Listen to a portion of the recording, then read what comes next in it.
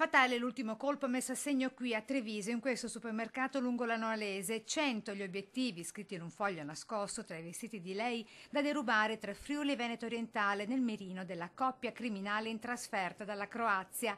41 anni lui, 31 lei. Coppia di ladri smascherate fermata ieri dagli agenti delle volanti di Treviso dopo che nel giro di poche ore aveva derubato ben 4 supermercati nel veneziano. Nel mirino una lista specifica di prodotti alimentari, 500 euro in barretti di cioccolata all'autogrill lungo la A4 in località Fratta, Portogruaro, 300 euro in insaccati rubati in un ipermarket di Mira, 200 euro in formaggi e liquori al supermercato di Campagna Lupia.